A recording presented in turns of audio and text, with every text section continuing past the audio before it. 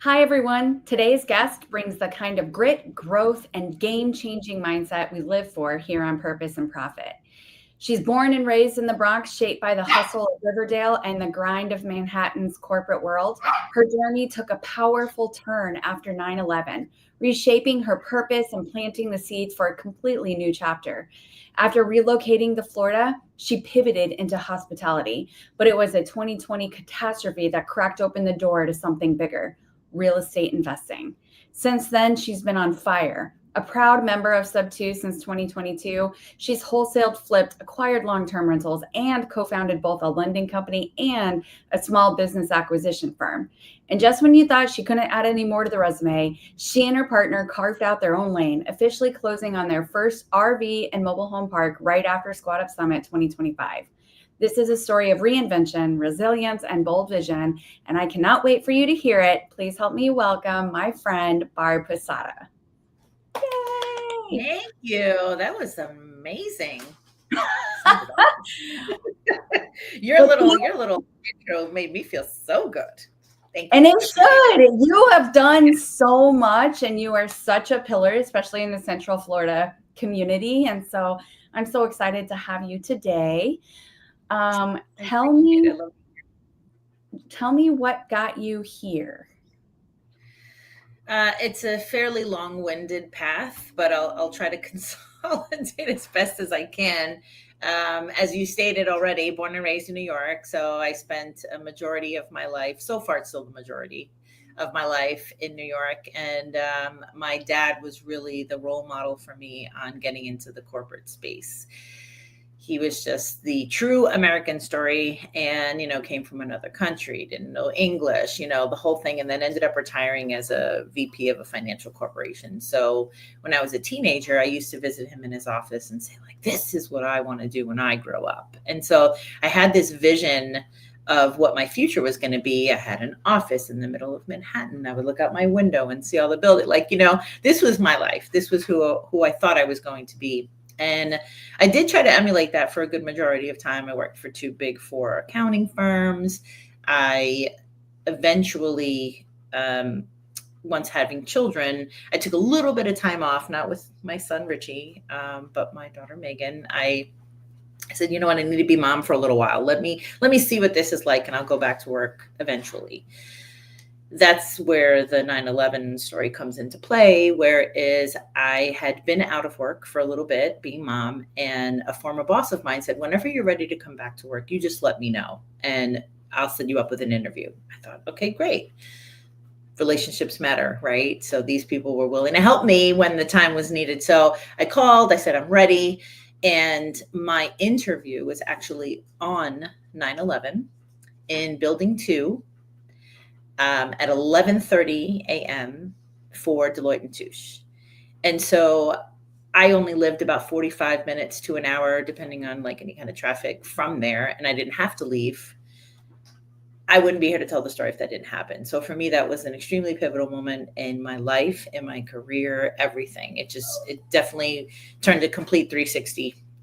I didn't work in the city anymore. My husband was terrified that something would happen, and I said, okay, I agreed. Left there, worked for another Big 4 firm, but out in Connecticut.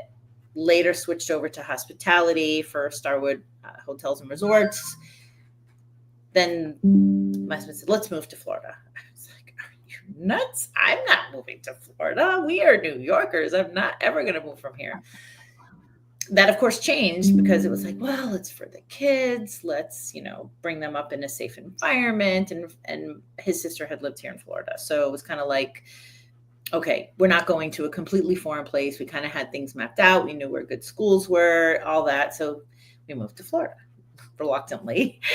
I transferred down, stayed in the hospitality industry until 2008, at which point everybody was getting laid off, right? It was a bad time for everybody. I was just promoted to project management in my company. And I was like, this is great. All of a sudden, boom, no longer have a job. Being outside of my element, normally I can call up any of my headhunters in Manhattan and say, oh, I need a job, like, do your work.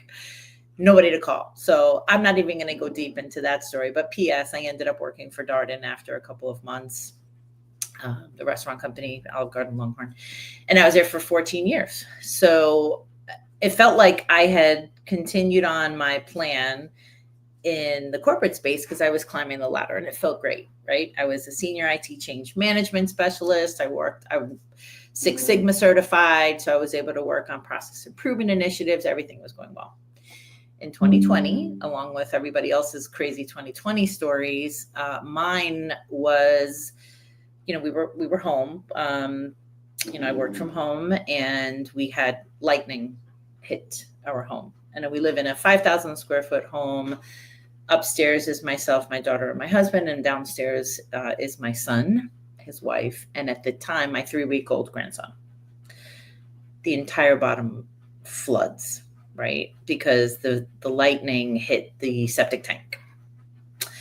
Everything contaminated, everything in the trash. So P.S. now looking back, it's like, okay, maybe we should have just let people do their job, but we didn't know who's coming in, who's coming out. Like we didn't want to deal with that. So we just did the work ourselves. Came out amazing. Very, very handy. My father-in-law taught my husband and us, just like he was able to build and rebuild homes with his eyes closed. So after the work was done, we're kind of like, my son says, hey, why don't we fix and flip homes? I mean, like people make a lot of money doing this. And I thought, well, it's a great idea, but guess what? We all have jobs right now. That doesn't seem feasible. So, let's keep it in the back pocket kind of thing. And fast forward, I was home recovering from a surgery in 2021. And I saw a blip of something from another mentor who's out there doing real estate for women. We'll leave it at that. And that kind of sparked an interest. And I thought, maybe I could do this like on the side. Maybe I can continue my plan to be in the corporate space, but maybe I can do this on the side. So I went to Texas with my niece and I learned a little bit more about it. I got that much more excited and motivated to get into real estate investing until I found out the price. And I was like, okay, this is a lot of money, like 20 grand for something that I don't know enough about. I'm not doing this. Plus it seemed a little scandalous. So I was like, I can't, my New York neon signs were kind of like, stay away, stay away. So I didn't want to keep myself out of that, but just not going down the path of that particular mentor. So I started learning a little bit more. I built a couple of teams that I was working with, other women who had similar mindset, but also didn't particularly join this mentorship, and started making traction, right? We started learning more. We started understanding the methods more, talking more to people on the phone, just kind of getting our feet wet, but like feeling like we were actually doing something. Of course, no deals came out of that, but education came out of that. So it was still valuable and gave me that much more ammo to feel like, okay, I can do this. Fast forward a little bit more, I had to go through a second surgery, and I had said, you know what? I'm going to focus on nothing but real estate investing for the 2 months that I'm home recovering, because as far as I'm concerned, you don't know what you're doing part-time here, part-time there. You're unable to have that full focus. I said, I'm going to do this with a full focus and see what happens. Well, during that time, I was able to wholesale a property that made me a $25,000 assignment fee. I got my first long-term rental, which I still have. And then I acquired a third property, which was supposed to be a project that I was going to work on with fellow sub-2 students on turning it into an Airbnb. And that being Manny Castillo, who is actually one of my business partners right now, and Louise Wiggins. So I got a call while I'm at home that my dad was in critical condition. So I'm recovering from surgery. I've got this deal on the burner, finding out about my dad, like chaos just kind of blew up. And I had to go to New York. That's where my dad is. And I said, I need to handle this. I need to focus. So I'm one of those people that if I can't give 150% dedication to something, I'm not just going to hand it to somebody and say, here, you do it. This was my project. I asked people to join me, but it couldn't happen, right? The timing just wasn't right. Ironically, this is the time that I met my other partner, Caitlin, who happened to call me because we said, I said, we need to sell this property, right? We can't do what we envisioned, but we need to sell it because I refuse that we stay in the red, right? We had money in on it already, MD and everything. And Caitlin called while I was literally in the hospital. We talked for a little while. She explained why it wouldn't work out well for her. Like it wasn't a project that she would be able to do as she had wished. But she was so amazing. Like she just explained all the reasons why. We connected. We stayed in touch after that. My dad recovered, thankfully. So the stars were aligning, and I didn't realize how much they were aligning at this point. But after going back home, I realized, I have an opportunity right now to step away from my W-2 with a package and really focus on this full time and see what it does for me. And I made that decision. I joined Sub 2 from an elephant challenge. And I finally felt like, okay, my full-time focus is now in gear. Like I'm going to make this happen. And so that's kind of how I got here. Now looking back, I can say based on the relationships that I've built, developed this lending company that Caitlin and I operate together called She Lends. We still lend to men, but She Lends is pretty cool. We actually have a male employee who works for us and does loans for us. And Manny and I also have Legacy Business Transitions, which is an mergers and acquisition company that we're going to really put some focus on this year. And as you mentioned, after Squat Up Summit this year, 2025, Caitlin and I road tripped it up to our newly acquired first RV park. So I would say I made a good decision on making this transition and pivoting into real estate investing. So, that's kind of my story wrapped up in a nice little bow. And it's exciting. It's exciting. Yeah, it's exciting. And when you do a lot of different things, jack of all trade, master of none, like nobody wants to do that, but we all know what it's like with Pace and all the shiny things. And it's great. You have such a vast variety of options to consider, but until you really find your lane, it's a little overwhelming. It's a lot of overwhelming. And so we're excited to have picked a lane. The RV park, mobile home park is kind of the lane Caitlin and I are working on. I mean, we've done some fixing and flipping together. My son and my husband have a construction company, so they've done the work for it. So kind of everybody wins, right? Everybody gets to play a part in the family, and it's amazing. It's really, like I said, I can't complain about the decisions I've made, and I feel like it's only going to get better, hopefully. That's so exciting. And it's crazy how people from like the very beginning became so instrumental as partners later. Isn't that nuts? I mean, that story to me is just, it speaks volume because I've known these people for a couple of years, and,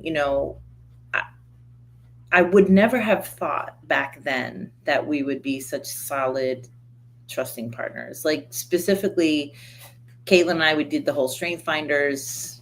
She kind of laughed at me when I first told her to do it, but I knew all about that assessment in 2008 because I did it through the corporate space, and I knew the value and the power of that information and what it brings in terms of, because I used to lead people, like, I've kind of been down the road, so I knew how valuable that information would be in working with someone else. And after she did the assessment, it kind of blew her mind too. It's like, wow, this tells us in black and white why we are able to work so well together, because we are like the complete yin and yang of business, the face, the relationship, not that she doesn't do relationships, but she's amazing with the number. She's brilliant with structuring. She can look at something and like within 30 seconds, she's giving you a fast and dirty on why it is or isn't a great deal. And, that is not my strength. I say it all the time. I don't even try to fake it. I'm not faking it until I make it on that one. So that's never going to happen. Could I do it? Sure. But it would take a lot more effort. For her, it's just easy. And for me, connecting and kind of expressing things with other people and being there to kind of help solve their problem, like that's the me side. So we just work really well together, and it's proven itself in business overall. So I'm blessed for sure. And it's funny because Manny and Caitlin, like I know all three of you, and they have very different personalities, even Isn't like that funny? so it's just interesting how well it works, but it's just kind of like this is Dynamic. a good fit here and this is a good fit there, Yeah. and it's very cool. Yeah. So what would you say is kind of your drive, your why? It's funny, that question, when it comes up, I struggle with it because I don't want to seem like the masses and be like, my family is my why. Like I even, tattooed myself family because it is so very important to me. And it's true. Like they are the reason I do everything that I do. It's because I want them to have that future generational wealth. Like I want it to trickle down. I want them to be in a good place later on in life. I have to say that that's the main why, right? That, and I guess a little sprinkle of proving myself. Not that there are people who don't think I can do what I'm doing, but more so to myself to say, here you had this mindset of I'm going to be a corporate whatever, I'm going to be the VP of whatever, like, and in my head, that really was the direction I was going. So for me to step away from that practical weekly paycheck, here's your benefits, here's your retirement plan, here's your what, like that was a little freaky in the beginning. I'm not going to lie. It was terrifying to think that those things wouldn't be there anymore and that I was totally stepping out of that. So I feel like at the end of the day, the success in the real estate investing side is definitely something I'm proving to myself that I'm not only capable, but that I can fully succeed in this space, But the why really is the family. I wanna be able to enjoy life, let them enjoy future life, and all of that, and that's going to highly depend on how I operate my own. Agreed. Well, and it's crazy because even trying to obtain those high levels in corporate America, you now realize that you were capping yourself and like what you were capable of doing. And I think that anyone that knows you and knows your family knows that you want nothing but like immeasurable opportunity for them. And sure. I think it's beautiful that you brought that to your family and that vision, and that's really beautiful. Yeah. And it's nice to know that we can all do this together now because, and Richie, you met him before, he's 30, he'll be 31 this year. He worked with me at Darden. So he was there for 10 years. I was there 14. And, this new venture that was my pivot turned into his pivot. And now between him and my husband doing the construction and, doing the fix and flips and all that other stuff, like that has now become, now we're like this family unit who do things all together. So it's pretty fantastic. Yeah, can't complain. That's amazing. So tell me what lies in the future. Where are you going? Ooh, we are going pretty fast and furious down this RV park, mobile home park path. The one that we've acquired has been, and Caitlin says this all the time, we've coined the term of long-term RV park because it is a long-term, people are there either 3, 6 year or 2 plus, and that's kind of how it's been run. And we're gonna continue to run it that way. Certainly makes sense to do so, but it's just like that new car that you buy, right? You buy it, you think you're all special, and then you see like a million of them out there when you're driving down the road. Now all of a sudden it's like this overwhelming, like, I've got a park, you want to check it out? How about this park? How about that park? And it's great because, again, we didn't necessarily have this lane, right? We were like, oh, we'll do, multifamily, or we'll do, we'll keep doing the single until like a motel comes along, because we had looked at one point. And but going through this process as we did with this particular project, really laid it out for us. Like, this is what we want to do. When it, workforce housing, affordable housing, we know how important that's going to be. And to be able to provide people with that is just, it's gratifying, right? We know that we're not just helping ourselves, we're helping other people. That's like was the main thing. That being said, we have a project right now that is a little bit contradictory to what I just said, in that it is a park that we're looking at that is an adventure park, like an off-road park, along with RV park. So we are working with the owner right now. It's an unfortunate situation. They've had it for many years, but the husband is ill, so they won't be able to manage it any further. So it's been out of commission for a few months. Our goal is to revive it and bring it back, but adding a few things that weren't there before. So like I said, more long-term RV spots, and just, trying to see what we can do with it. Right. Because this is, Caitlin likes to say, I don't want to get into something where I have to worry about people needing to buy firewood and s'mores, but I have a feeling people are going to need that in this park. So it is fun and exciting. I think it's going to be great. And, we want to do more of it. So I think that's the lane that Caitlin and I are on a very strong path of. And then with Manny, we're developing our own strategy on how to move forward with either acquiring businesses for others. So whether that's like a bird dog situation where we find out, what are you guys looking for? And then maybe be able to cherry pick the ones that we want to hang on to. But this is our year for really taking a deep dive into that, because last year he really wanted to focus on opening up his brokerage, which he did. It was a good opportunity for him. And I would never, he knows, we are actually a lot more alike in ways than Caitlin and I are. Like, we are the personable talkers, the people. So we recognize the fact that there, I'm sure, will be opportunities where the three of us are going to do things together, which is great, right? So I feel the most blessed because I'm surrounded by, like my favorite people who I know would do amazing things together with me. So it definitely is a plus.